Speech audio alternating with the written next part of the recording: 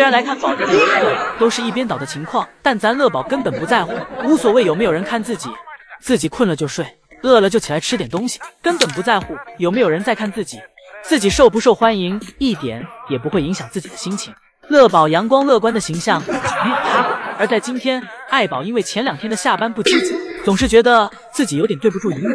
今天爱宝这里姨母刚来，爱宝立马就从小亭子上下来，走回了家。还没等姨母第2声爱宝，爱宝进了通道门口。而今天下班时，姐妹俩这里则又是另一番景象。姐妹俩凑在一起，彼此就没有感觉到过无聊。辉宝这时要上树，瑞宝为了挨着妹妹近一点，就趴在了辉宝的树旁。辉宝脚丫没地方放，就在瑞宝的头上踩来踩去的，而瑞宝被踩了也没不开心。瑞宝这情绪稳定的模样，让人看了想连夜偷走。瑞宝挪了个位置后，眼睛还转到辉宝身上，看了看辉宝有没有不开心。这时通道门打开了，爱宝看到后，还没等姨母叫，就从小亭子上下来了。紧接着，圣希阿姨开始喊姐妹俩和爱宝。姐妹俩听到声音后，齐刷刷的回头。而在这个功夫，爱宝已经走回家了。爱宝回去后，瑞宝紧跟其后，一溜烟从滑梯上滑了下来，然后便一路小跑的往通道门里走。而辉宝眼看园区就只剩自己了，本来就胆小的辉宝也赶紧跟上。对面的乐宝听到了姨母喊女儿和老婆的声音，眼睛一下就睁开了，但是身体还没醒。圣希阿姨这时开始呼喊乐宝，但乐宝刚睁开的眼睛又慢慢的合上了。乐宝此时正在跟自己的困意做斗争，但很明显，第1场的斗争是乐宝输了。但紧接着，园区的引导员姨姨开始引导游客们离场。这时，园区的嘈杂声再次给乐宝吵醒了。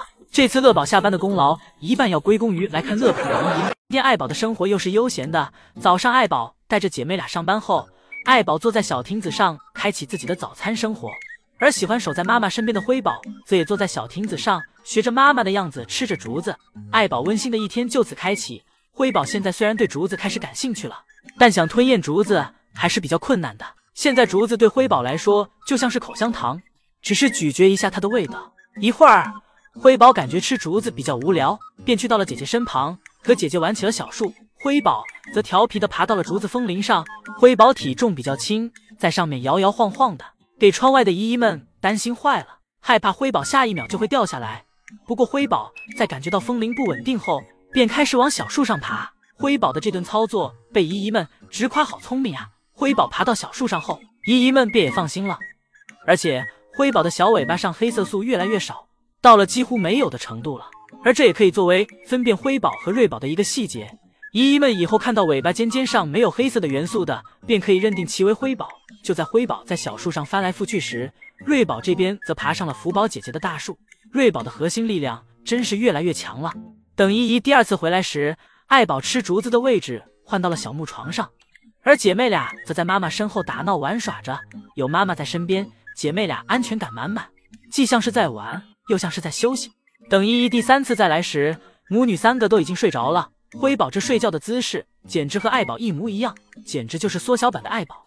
而瑞宝则在小滑梯上睡觉，爱宝则睡在了小木床上。这次依依观看了瑞宝和辉宝5分钟睡觉的样子。依依今天从早上一直排到晚上，园区关门。依依第4次回来时，宋爷爷正在园区为爱宝打扫卫生，姐妹俩活力满满，在园区追逐着爷爷。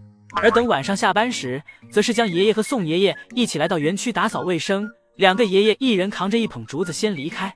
而瑞宝和辉宝此时正在小滑梯上玩耍，竹子放下后，2个爷爷重新回来收熊。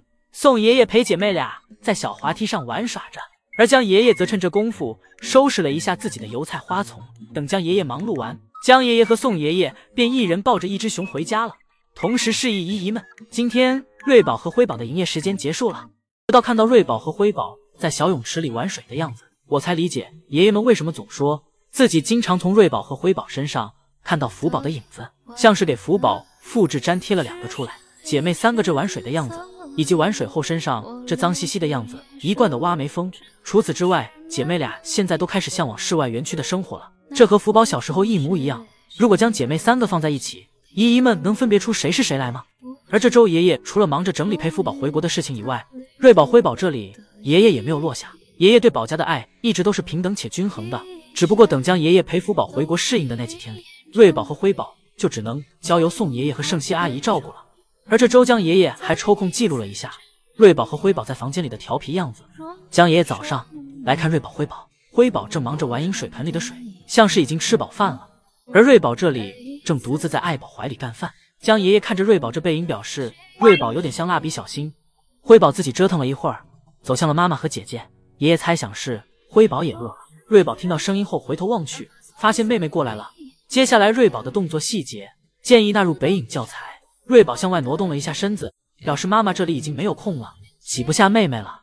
而小脑袋和小嘴巴则在不断摇晃，拼命的吮吸着，争取在妹妹来之前多吃2口。辉宝表示姐姐不用担心，自己不是来和姐姐抢奶吃的。